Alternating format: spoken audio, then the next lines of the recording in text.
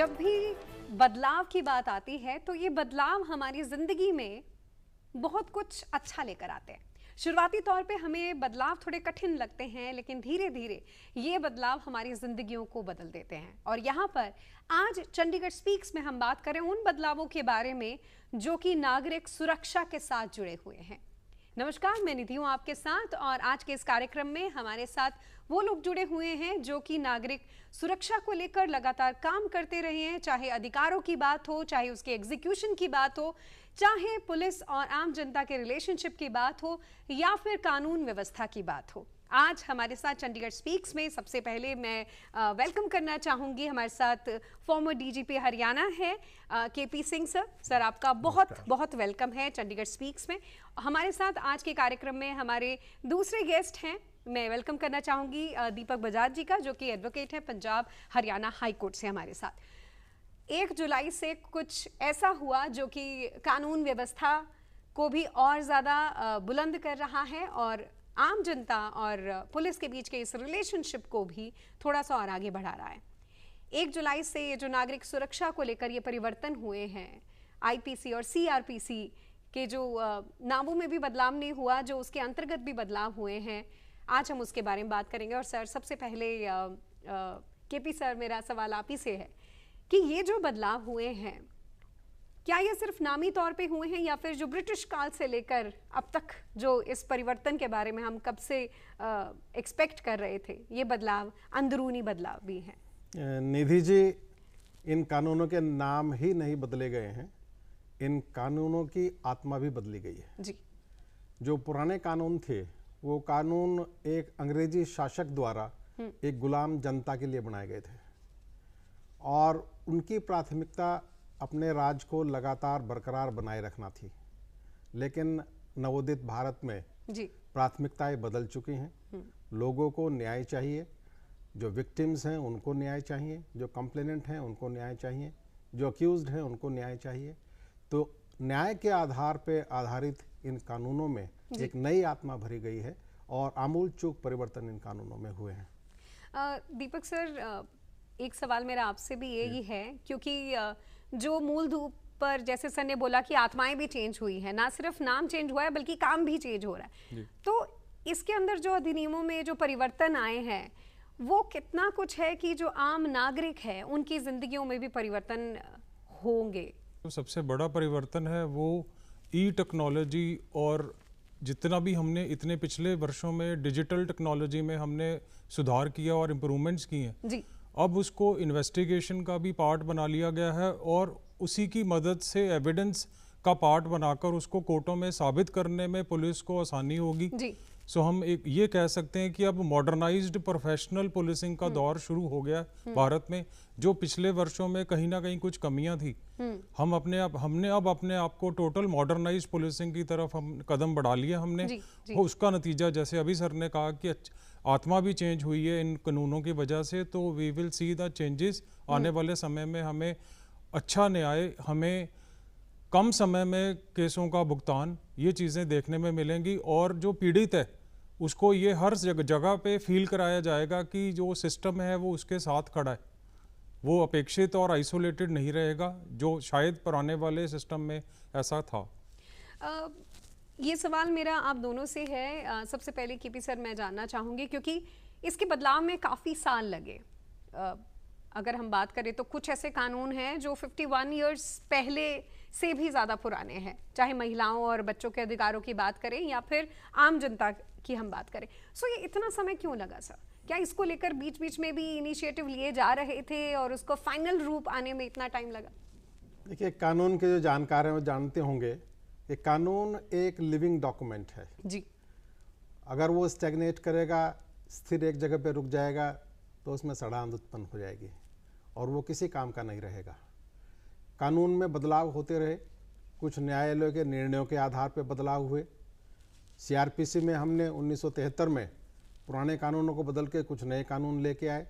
बदलाव होते रहे, लेकिन इस बात की आवश्यकता अब महसूस होने लगी थी कि कानून में समय समय पर जो बदलाव हुए हैं या जो बदलाव अभी आगे और किए जाने बाकी हैं, उनको समेकित रूप से अब नए इनेक्टमेंट के रूप में लाया जाए। तो ये जो नए कानून आए हैं ये उसी का परिणाम है कि जो अभी तक आकांक्षाएं थी लोगों की, जो न्यायालयों के निर्णयों के मार्फत या किसी और तरीके से इन कानूनों में प्रवेश की गई थी, उनको हम एक नए कानून के रूप में कानून की तरह से स्थापित करें।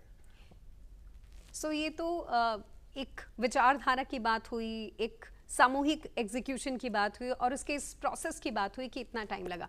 सर अगर न्याय की बात करें, क्योंकि ये कानून बदले गए हैं, तो इसके ऊपर पूरे लंबे तौर पर कानून व्यवस्था में भी बहुत कुछ ऐसा होगा जो कि डिस्कस किया होगा कि कौन सी चीज़ें इसमें शामिल की जाएं, क्योंकि चाहे भारतीय न्याय संहिता की बात करें या फिर इन नागरिक कानूनों की बात करें, तो इसमें बहुत सारी ऐसी चीज़ें हैं, मॉडिफिकेशन किए गए हैं ऊपरी तौर पर और अंदरूनी तौर पे जो इसके अंदर परिवर्तन भी किए गए हैं। उन परिवर्तनों को आप किस तरीके से देखते हैं? क्योंकि कुछ चीज़ें हैं जिसे बिल्कुल कट किया गया है और कुछ चीज़ें इसको इंक्लूड किया गया है। निधि जी, इसमें अब जो परिवर्तन किए गए हैं वो समय की मांग है, क्योंकि जुर्म ने भी अपना जो रूप है वो बदला है पिछले कई वर्षों में।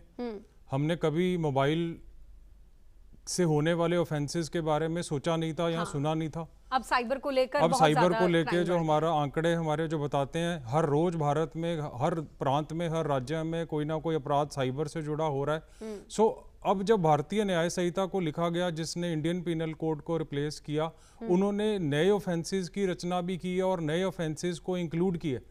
जैसे ऑर्गेनाइज्ड क्राइम हम बोलते हैं, संगठित अपराध है जी। जैसे टेररिस्ट एक्ट है, जैसे मॉब लिंचिंग के ऑफेंसेस हैं, कहीं भीड़ ने किसी भी वजह से किसी बेकसूर आदमी को मार दिया, हिट एंड रन के केसेस हैं, स्नैचिंग के केसेस हैं, और फेक न्यूज़ का बहुत प्रचलन पिछले कुछ वर्षों में देखने में आया। किसी ने कोई वीडियो क्लिप कहीं से जारी कर दिया बिना जाने हुए कि इसमें क्या सच्चाई है, उसके वायरल होते ही किसी राज्य में कोई दंगे वाली स्थिति आ गई। सो अब जो भारतीय न्याय संहिता ने नया कानून लिखा है उसमें ये सारे चैलेंजेस को पूरी तरह से इंक्लूड किया गया है ताकि हम एक स्ट्रॉन्ग और सुदृढ़ व्यवस्था बना सकें। बिल्कुल, जैसे कि सर ने बताया, क्योंकि डीप फेक वीडियोस की बात हुई, बहुत सारे ऐसे वीडियोस आए भी, और उसके बाद भारत सरकार ने यही कहा कि हर चीज़ के ऊपर जो दिख रहा है उसके ऊपर एकदम हम बिलीव ना करें, बहुत ज़रूरी है कि हम उस बात की नब्ज़ तक जाएं। इसीलिए शायद जितनी भी डिजिटल प्रोफाइल हैं उनको भी लेकर हमें जागरूक किया गया। केपी सर, मेरा सवाल आपसे ये है, क्योंकि बहुत से ऐसे अधिकारों में जो अभी परिवर्तन की बात की गई है, कानून की परिवर्तन की बात की है, उसमें इंक्लूड हुआ है ऑडियो वीडियो, जो हम FIR रजिस्टर कराने की बात है कि ऑडियो के ज़रिए भी रजिस्टर करा सकते हैं। सो उसके बारे में आप क्या अवेयरनेस स्प्रेड करना चाहेंगे और इसका क्या बेनिफिट होगा नागरिकों को? निधि जी, अगर मुझे कोई पूछे कि भारतीय नागरिक सुरक्षा संहिता या CRPC जी, उसमें अगर एक कोई अकेला क्रांतिकारी परिवर्तन है जी, तो वो यही परिवर्तन है जो आप बता रही हैं जी। क्योंकि मुझे भी लगता है कि आम लोगों के लिए बहुत कन्वीनियंट हो जाएगा। I think it's a bridge between police and common man, easily approachable. बिल्कुल, ये नागरिकों को न्याय सुलभ हो, शीघ्र मिले, उसी की अवधारणा का प्रतिबिंब है। अब ये प्रावधान किया गया है कि कोई भी नागरिक इलेक्ट्रॉनिक माध्यम में ईमेल हो सकती है, व्हाट्सएप हो सकती है, फैक्स हो सकती है, टेलीफोन हो सकता है, कोई और माध्यम भी हो सकता है, सूचना दे के अपनी FIR पूरे प्रदेश में, पूरे देश में किसी भी थाने में दर्ज करा सकता है। पहले अपने ही पुलिस स्टेशन में जाके आपको FIR दर्ज करानी होती थी जहाँ पे वो घटना घटित हुई होती थी, लेकिन अब इन दोनों अवधारणाओं को बदल के ये संभव कर दिया गया है कि इलेक्ट्रॉनिक माध्यम से और कहीं भी आप वो FIR दर्ज करा सकते हैं। दूसरा, इसमें जो इम्पोर्टेंट नागरिकों के अधिकारों की सुरक्षा करते हुए कानून है वो ये है कि विक्टिम को उस FIR की कॉपी फ्री ऑफ कॉस्ट मिलेगी। पहले विक्टिम हमारी अवधारणा में कहीं भी नहीं था, अब विक्टिम को उसकी कॉपी मिलेगी। अब नागरिकों को इस बात की चिंता नहीं करनी है कि उनकी FIR थानेदार दर्ज करेगा या नहीं करेगा, वो घर बैठे इलेक्ट्रॉनिक माध्यम से थाने की ईमेल पे या थाने के मोबाइल नंबर पे अपना मैसेज देंगे, उनकी FIR निश्चित रूप से दर्ज की जाएगी जी। सो बहुत कुछ ऐसा है जो कि आम जनता के लिए फ्रेंडली भी है, इजी भी है और कानून व्यवस्था के साथ उन्हें जोड़ भी रहा है। सर, ये सवाल मैं आपसे भी आगे पूछूंगी, लेकिन अभी मुझे ऐसा लगता है कि केपी सर ने जो ये बात अवेयरनेस स्प्रेड की, उसके साथ साथ जुड़े हुए हमारे कुछ सवाल आ चुके हैं। हमारे साथ जो कानून पढ़ रहे हैं, लॉ पढ़ रहे हैं, वो स्टूडेंट को जुड़े हुए हैं, वो इस बदलाव के बारे में, ये संशोधन के बारे में, जो 3 कानून के अंदर ये जो परिवर्तन आया है उसके बारे में उनकी क्या सोच है और क्या सवाल है, ये इन्हीं से जानते हैं। तो 3 नए कानून सरकार ने अब लागू किए हैं। सरकार का दावा है कि उनके माध्यम से हर एक नागरिक के संवैधानिक अधिकार जो हैं वो मजबूत किए जाएंगे और न्याय करने की अवधि भी कम हो जाएगी, जिससे कि मिनिमम 3 साल के पीरियड में हर एक आदमी को उसका न्याय मिल जाएगा। जहाँ तक 3 नए कानूनों की बात है, हमको लगता है कि इन 3 नए कानूनों की आत्मा, शरीर और भावना तीनों ही भारतीय हैं। भारत का संविधान जो बात करता है वह न्याय की बात करता है, social justice, political justice, economic justice. परंतु हमने देखा जो इंडियन पिनल कोड 1860 का था वह बात करता था दंड देने की। तो भारत की सरकार ने जो नए कानून बनाए हैं उनका मुख्य जो आधार है वह किसी को दंड देने का नहीं है, अपितु न्याय प्रदान करने का है। ये जो कॉलोनियल हैंगओवर था कानून को लेके, सरकार ने एक बहुत अच्छा कदम उठाया कि इसको हमने बदलने की कोशिश की है। जितने भी पुराने जो लॉ था, जब पुराने जितने भी सेक्शंस थे उनको ख़त्म करके आज के समय की, आज की ज़रूरत के अनुसार जो है इन कानूनों को लाया गया है। तो ये एक बहुत ही ज़रूरी कदम था जो आज के लिए हमें चाहिए था। ये एक अच्छी चीज़ ऐड करी गई है कि जैसे कि पुलिस प्रशासन है उनको 60 दिनों के अंदर अंदर कार्रवाई करके चार्जशीट फाइल करनी पड़ेगी। कोर्ट्स में जब केस जाएगा उनको 60 दिन के अंदर अंदर अपनी जजमेंट्स वगैरह देनी होंगी। तो मुझे लगता है कि ये जो बेसिक प्रिंसिपल है जस्टिस का उसको फुलफ़िल किया जाएगा। जो नए लॉज आए हैं 1 जुलाई से इंडिया में, वो बहुत ही नए हैं and it's a very good initiative by the government of India. मेरी नज़र में ये बहुत ही प्रोग्रेसिव स्टेप है, क्योंकि जो हमारे इंडियन पिनल कोड में जितने भी प्रोविजंस थे वो काफ़ी पुराने, 100 साल पुराने लॉज थे। और आजकल जैसे कि हम देख रहे हैं विमेन के अगेंस्ट काफ़ी ज़्यादा क्राइम बढ़ रहे हैं और जितने भी पनिशमेंट्स थे वो बहुत ही कम थे। और अभी नए कानून में विमेन रिलेटेड क्राइम्स में भी पनिशमेंट्स इंक्रीज़ की गई है। कल ही एक केस हुआ था मोहाली में, उसकी FIR रजिस्टर की गई, तो उससे हमें एक बहुत ही अच्छी प्रोविज़न पढ़ने को मिलती है जो भारतीय नागरिक सुरक्षा संहिता में आई है, जिसमें वो बोला जाता है जब भी आपको FIR रिकॉर्ड करनी है पुलिस को, इन्वेस्टिगेशन के साथ एक आपको वीडियोग्राफी करनी कंपलसरी है। तो यहाँ से हमें समझ आता है ये कितना अच्छा प्रोविज़न है आज के टाइम पे। पहला सवाल आप ही से बनता है, क्योंकि जो शायद लास्ट बातों की एक निचोड़, एक कड़ी की बात करें, एग्जाम्पल भी दिया है कि 1 जुलाई से इसको लागू किया गया और साथ के साथ ऐसे केसेस भी आ रहे हैं, लोग रजिस्टर भी करवा रहे हैं। कितना बड़ा बदलाव है ये सोसाइटी के लिए और कितनी बड़ी अवेयरनेस की ज़रूरत है, जिसका एक माध्यम दूरदर्शन भी बन रहा है? देखिए निधि जी, भारत में जैसा मैंने बताया नई अपेक्षाएं, नई आकांक्षाएं पल रही हैं। नई जो पीढ़ी है जी, उसकी कई ज़रूरतें हैं। उन ज़रूरतों को पूरा करने के लिए भारतीय न्याय संहिता में कई सारे प्रावधान जोड़े गए हैं। फॉर एग्जाम्पल मैं आपको अगर बताना चाहूँ, आत्महत्या करने का प्रयास आजकल मानसिक दबाव में जी आ रहे हैं, तरह तरह के दबाव व्यक्ति के ऊपर हैं और उन दबाव में कई दफ़े वो गलत कदम उठाने की कोशिश करते हैं। तो उससे संबंधित जो धारा 309 IPC की थी उसको नए कानूनों में बिल्कुल ही हटा दिया गया है। और वो इसलिए हटाया कि ऐसा व्यक्ति समाज की सजा का अधिकारी नहीं है, वो समाज से उसको संरक्षण की दरकार होती है। उसका मानसिक जो दबाव है उसको कम करने के लिए उसको इलाज की आवश्यकता होती है, उसको सजा की आवश्यकता नहीं होती। दूसरा इसी प्रकार का जो बदलाव है हिट एंड रन केसेस का है। सड़क पे लोग मरता हुआ छोड़ के एक्सीडेंट करके भाग जाते थे, तो उन लोगों की 2 साल तक की सजा दे के कानून की प्रक्रिया पूरी हो जाती थी। और जो पीड़ित लोग हैं वो कराते रह जाते थे कि हमारा आदमी चला गया और सिर्फ 2 साल के बाद व्यक्ति छूट गया। तो उस सजा को 10 साल तक का किया गया है। उसमें कुछ ट्रकर्स ने हड़ताल की थी कि ये 10 साल की सजा बहुत ज़्यादा है, लेकिन उसमें एक प्रावधान वो इसके साथ जोड़ के नहीं देख पा रहे थे। वो प्रावधान ये था कि अगर आपने, ठीक है, सड़क पे एक्सीडेंट करके किसी को आपने घायल कर दिया या मार दिया, लेकिन आप अगर उसकी सूचना पुलिस को दे देते हैं तुरंत और किसी मजिस्ट्रेट को दे देते हैं तो फिर आपको वही सजा मिलेगी कि जो किसी दूसरे एक्सीडेंट करने वाले को मिलती है। तो जब ट्रकर्स को ये समझाया गया, उनकी समझ में ये बात आई, तो इसकी बहुत ज़्यादा ज़रूरत थी, क्योंकि कई लोग अब गफलत में आके बहुत उल्टे सीधे तरीके से गाड़ियाँ चलाते हैं और लोगों को मार जाते हैं। तीसरा बदलाव इसी से रिलेटेड जो मेरे साथी अभी दीपक बजाज जी ने भी बताया था, लोग उल्टे सीधे व्हाट्सएप मैसेजेस फॉरवर्ड करके समाज में अवेयरनेस से बढ़ा देते हैं या नागरिक सुरक्षा को खतरा उनसे उत्पन्न हो जाता है। लोगों को ये कानून और जिम्मेवार बनाएगा कि अगर आप कोई चीज़ सोशल मीडिया पे फॉरवर्ड कर रहे हैं तो उसमें अपनी जिम्मेवारी बरतें, अपनी सावधानी बरतें। इसके अतिरिक्त एक दूसरी चीज़ जिसको हम नहीं देख पा रहे हैं इन नए कानूनों में, वो है देश की सुरक्षा से जुड़ा हुआ प्रश्न। देश में विदेश में बैठे हुए कई आतंकवादी, कई गलत किस्म के लोग भारत में आतंकवाद को बढ़ावा देते हैं, प्रोत्साहित करते हैं। मैं नाम किसी का नहीं लेऊंगा, लेकिन कनाडा, अमेरिका और यूके में इस किस्म के बहुत सारे लोग बैठे हुए हैं। अब ये संभव हो गया है कि उनके खिलाफ हिंदुस्तान में एफआईआर दर्ज की जा सकती है। हिंदुस्तान में वो चाहे ना आए, उनकी अनुपस्थिति में उनके खिलाफ मुकदमा चलाया जा सकता है, उनको सजा दी जा सकती है और उनको कन्विक्ट का टैग दिया जा सकता है। उससे फ़ायदा ये होगा कि बाहर विदेश में उनको असाइलम मिलने में आसानी नहीं होगी, क्योंकि वे भारत के कन्विक्ट हैं।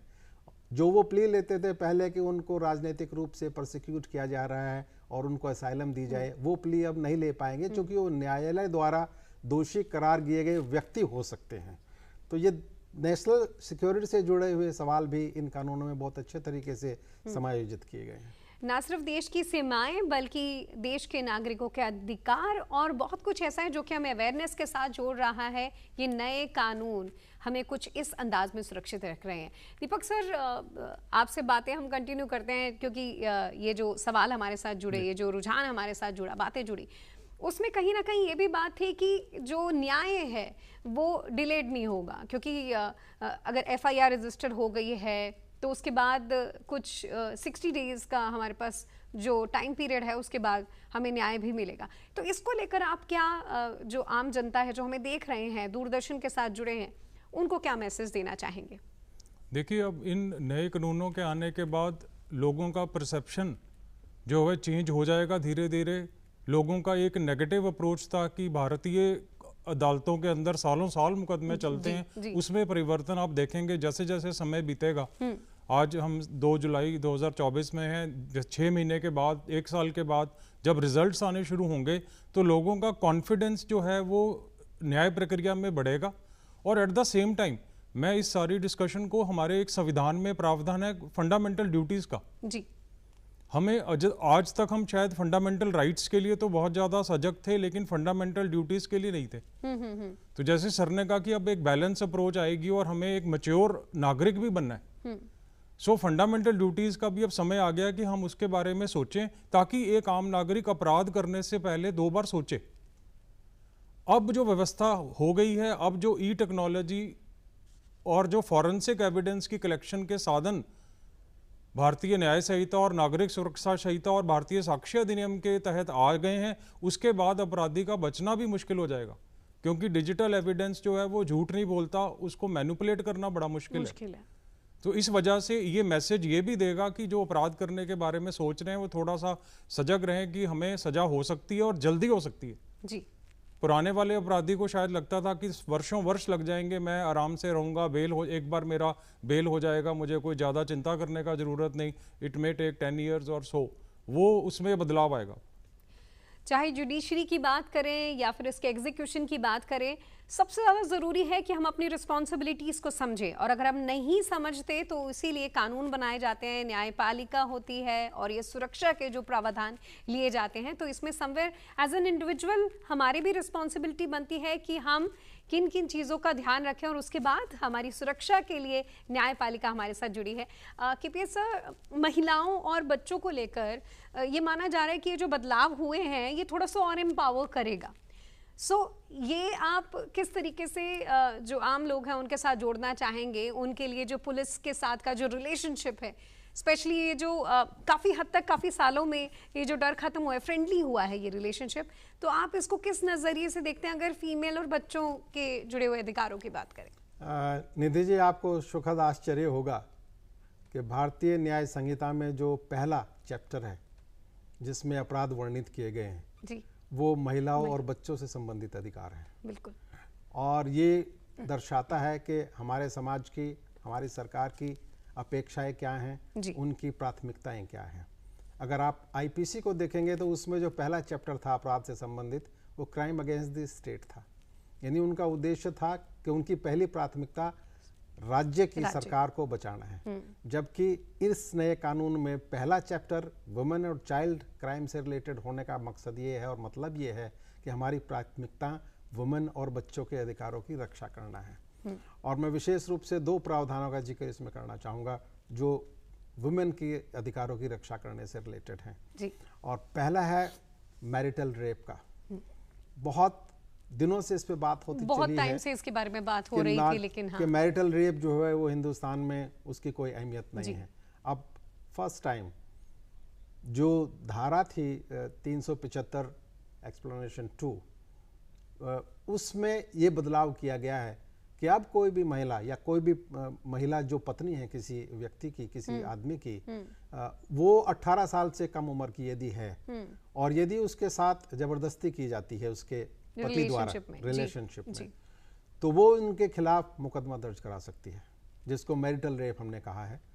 लेकिन थोड़ा सा अपनी परिस्थितियों को ध्यान में रखते हुए, सामाजिक परिस्थितियों को ध्यान में रखते हुए ये फर्क जरूर डाला गया है कि वो जो रेप की सजा है बहुत संगीन है, आजीवन कारावास तक की है, उसके लिए सजा 2 साल तक का प्रावधान रखा गया है। लेकिन कम से कम इस बारे में किया गया है, इस बारे में बात हुई, इसको रिकॉग्नाइज किया जो कि काफी टाइम से इसके बारे में हम पढ़ते थे, लेकिन हमें लगता था कि इसके ऊपर कुछ बड़ा कानून नहीं बन रहा, लेकिन ये बहुत बड़ा एक सुकून है जी। दूसरा परिवर्तन जो एक नई धारा जोड़ी गई है भारतीय न्याय संहिता में जी, वो है धोखाधड़ी करके किसी महिला के साथ में शारीरिक संबंध स्थापित करना जी। अब वो किसी भी कारण से हो सकता था, कोई मैरिज का प्रॉमिस करता था, कोई नौकरी का प्रॉमिस करता था, कोई प्रमोशन का प्रॉमिस करता था, कोई अपना धर्म बदल के दिखा के मैं किसी दूसरे धर्म का हूँ, उस धर्म की लड़की के साथ में संबंध स्थापित करता था। तो अब उसको क्रिमिनलाइज कर दिया गया है और 10 साल तक की सजा का उसमें प्रावधान है। तो ये महिलाओं से के अधिकारों को सुरक्षित करते हुए ये 2 महत्वपूर्ण बदलाव हैं। और प्राथमिकता तो मैंने बताई दी कि सबसे पहली प्राथमिकता भारतीय न्याय संहिता में इन्हीं अपराधों को दी गई है। बहुत बड़े बदलाव हमें इसमें दिखाई दे रहे हैं और हमें लगता है कि इसको लेकर जितने लोग हैं वो ना सिर्फ जागरूक होंगे, और स्पेशली अगर फीमेल और बच्चों की बात करें।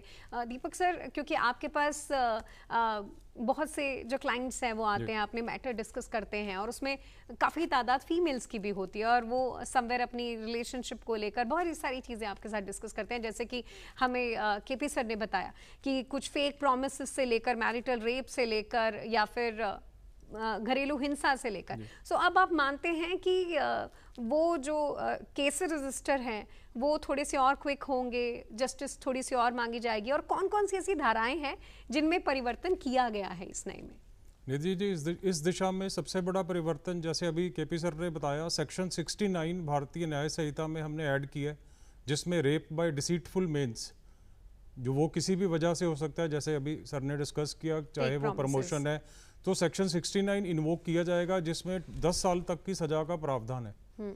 सो अब जल्दी के बारे में EFIR जो हमारे पास कॉन्सेप्ट आया है भारतीय नागरिक सुरक्षा संहिता में, सो वो महिला आगे पुलिस को रिपोर्ट करने में थोड़ा उनको सोचना पड़ता था। कई बार पारिवारिक वजहों की वजह से, दबाव की वजह से रिपोर्ट नहीं होता था मैटर। अब कम से कम EFIR की फैसिलिटी होने की वजह से वो अपने टेलीफोन से, अपने मोबाइल से ही EFIR कर पाएंगी, तो पुलिस को इन्फॉर्मेशन जो जल्दी पहुंचना चाहिए बिना देरी के, वो बहुत आसान हो गया। उसके बाद पुलिस जो है वो कॉम्पिटेंट है, उनके पास ट्रेंड ऑफिसर्स हैं, लेडी ऑफिसर्स हैं जो इस कॉल को लेंगे और उनको प्रॉपर उनका मेडिकल जांच के साथ साथ काउंसलिंग करा के उनका ध्यान रखा जाएगा। तो ये बहुत बड़ा कदम है इन केसेस की रिपोर्टिंग और अच्छी इन्वेस्टिगेशन, और बाद में इन ट्रायल्स में सजा भी हो सके अपराधी को, ताकि ये गलत मैसेज ना जाए कि आपने किसी का जीवन बर्बाद कर दिया और आप बड़े आराम से रह रहे हैं। ये हमें एम्पावर कर रहा है, हमें आज़ादी दे रहा है, हमारे चेहरे की मुस्कुराहटों को बढ़ा रहा है और हमारी टेंशन स्ट्रेस से हमें दूर कर रहा है। सर, एक और चीज़ है, बहुत जब मैं पढ़ रही थी तो स्पेशली जो कुछ छोटे अपराध हैं जो 5,000 से कम की चोरी के या फिर हुड़दंग मचाने के या जिन्हें छोटे अपराध कहा जाता है, बाकी आप इसके बारे में अच्छे से हमें बताएंगे, उन छोटे अपराधों को लेकर कुछ उसमें 6 अपराध जोड़े गए हैं और उसमें मेन सजा नहीं होगी, उन्हें सामुदायिक सेवाओं के साथ जोड़ा जाएगा। तो इसको आप किस नज़रिए से देखते हैं, कितना ज़रूरी है ये? निधि जी, ये एक बहुत महत्वपूर्ण बदलाव है। ये कम्युनिटी सर्विस की सज़ा बच्चों के लिए तो जुवेनाइल जस्टिस एक्ट में पहले ही मुकर्रर कर दी गई थी, लेकिन आईपीसी में फर्स्ट टाइम इसको समावेशित किया गया है जी। और 6 आईपीसी की धाराएं या कानून की धाराएं 6 जो नया कानून है उसकी 6 धाराओं में कम्युनिटी सर्विस को जो है वो एक सज़ा के रूप में प्रस्तावित किया गया है। मैं इसको कहूँगा कि ये न्याय का मानवीकरण है जी, क्योंकि हर एक अपराधी, विशेष रूप से फर्स्ट टाइम ऑफेंडर या छोटे मोटे अपराधों का अपराधी, वो जेल का हकदार नहीं है। उसको सुधार की प्रक्रिया पे लगा के वैकल्पिक सजा देने के जो साधन हैं उनके मार्फत हमें उसको सुधार प्रक्रिया में लाना चाहिए। और ये उसी अवधारणा का मूर्त रूप है कि कम्युनिटी सर्विस को स्थापित किया गया है भारतीय न्याय संहिता में एक सजा के रूप में, और जो छोटे अपराधी हैं उनको ये सजा दी जा सकेगी। मेरा तो बल्कि ये मानना है कि 6 अपराध छोटे मोटे बहुत कम है, ये और अधिक छोटे मोटे जो अपराध हैं उनकी संख्या बढ़ानी चाहिए, उनकी संख्या इसमें बढ़ाई जानी चाहिए ताकि अधिक से अधिक फर्स्ट टाइम ऑफेंडर हैं जो गलती से जिनके साथ कोई कानून की अवहेलना हो गई है उनको इसके दायरे में लाके और न्याय का मानवीकरण किया जाए। क्योंकि बेसिकली इसके पीछे की सोच यही है कि उनको दंड इतना ना दिया जाए कि वो और कठोर अपराधी बन जाएं, बल्कि कोशिश ये होगी कि वो अपराध की जो टेंडेंसी है, जो सोच है, उससे दूर जाएं और कम्युनिटी सर्विसेज के साथ जुड़कर एक अच्छे नागरिक बने। दीपक सर, आप इसके बारे में क्या सोचते हैं? क्योंकि फिर से मैं यही कहूँगी कि आप एवरीडे बहुत से ऐसे लोगों से मिलते हैं, पंजाब हरियाणा हाई कोर्ट से आप जुड़े हुए हैं, तो एवरीडे आपके पास बहुत से ऐसे लोग आते होंगे जो कि छोटे छोटे अपराधों के मामले में उनकी सज़ा कहीं ना कहीं ज़्यादा होती है, उनको कितनी राहत मिलेगी? उनको आप क्या इसके अंदर देखते हैं? देखिए, जस्टिस सिस्टम का जो ऑब्जेक्टिव है वो सिर्फ सजा देना ही नहीं है, उसका मेजर ऑब्जेक्टिव रदर है कि prevention of the future crime, आगे जुर्म ना हो, और अपराधी से अगर कोई जुर्म हो गया तो उसको सुधार की तरफ हमारा पहला कदम होना चाहिए। कम्युनिटी सर्विस का जो अब प्रावधान रखा गया सजा का, कम सजा का 6 ऑफेंसेस में, उसका वजह और सोच यही है कि उनको सुधारा भी जा सके, एट द सेम टाइम उनको एजुकेट किया जा सके कि वो दोबारा वो क्राइम रिपीट ना करें, साथ में समाज का भी भला हो जाए। कम्युनिटी सर्विस की सज़ा के तौर पे रखा गया जैसे वृक्ष लगाना। अब मजिस्ट्रेट साहब ये सज़ा दे पाएंगे कि आप किसी भी अपराधी को जिसको कम्युनिटी सर्विस की सज़ा हो रही है वो जेल में ना भेजकर उसको ये सज़ा दी जाएगी कि आपने 15 या 20 वृक्ष लगाने हैं और उसको इंश्योर करना है कि उनका देखभाल की जा रही है और वो पेड़ फल फूलें। या अनाथालयों में उनकी ड्यूटी लगाई जाएगी कि आप अपनी सर्विसेज दें, अस्पतालों में उनकी ड्यूटी लगाई जाएगी। तो इससे मानवीकरण होगा, सज़ा के साथ साथ उनको सीखने का मौका मिलेगा और उनको ये एहसास कराया जाएगा कि हमारे से जो गलती हुई है हमें दोबारा नहीं उसको रिपीट करना, और वो एक अच्छे शहरी के तौर पे उभर के आएंगे। यही इसी सोच के साथ शायद कम्युनिटी सर्विस को इंक्लूड किया गया। बहुत कुछ ऐसा है जिसे समझना ज़रूरी है ज़िंदगियों में अडॉप्ट करने के लिए, ताकि उस तरीके से हम उसे अपनी लाइफ में एग्जीक्यूट भी कर पाएँ। इसके लिए ज़रूरी है हम अपने न्यायपालिका में विश्वास रखें, अपने देश की सुरक्षा के साथ जुड़ें। एज एन इंडिविजुअल हम अपनी रिस्पॉन्सिबिलिटी समझें कि हम जो कंटेंट पढ़ रहे हैं, वो शेयर कर रहे हैं, उसमें हमें किन किन चीज़ों का ख्याल रखनी है। महिलाएं और बच्चे अपने अधिकारों के बारे में अवेयर रहें। 1 जुलाई से जो ये नए कानूनों के साथ हम जुड़े हैं, जिसमें ये बदलाव हुए हैं, उससे जुड़ी हुई आज हमने एक कड़ी के साथ आपको जुड़ा, और ये कड़ियाँ आगे जुड़ती रहेंगी, बढ़ती रहेंगी, ताकि मैं और आप इसको लेकर और ज़्यादा अवेयर हों, ज़्यादा पॉजिटिविटी स्प्रेड हो, ज़्यादा विश्वास जुड़े हमारा अपनी न्यायपालिका के साथ। आज हमारे साथ हमारे प्रमुख गेस्ट जुड़े, जिसमें मैं धन्यवाद करना चाहूँगी केपी सिंह सर का, जो कि फॉर्मर डीजीपी है हरियाणा पुलिस। हमारे साथ एडवोकेट दीपक बजाज जी जुड़े, जो कि पंजाब हरियाणा हाई कोर्ट से हैं। Thank you so very much sir, आज आप हमारे साथ आज के इस कार्यक्रम के साथ जुड़े। इस कार्यक्रम के साथ आप हमारे यूट्यूब चैनल के साथ भी जुड़ेंगे और हमारे सेटेलाइट चैनल्स के साथ भी जुड़ेंगे। मैं निधि आपका आज के कार्यक्रम में जुड़ने के लिए, साथ देने के लिए तहे दिल से शुक्रिया अदा करती हूँ।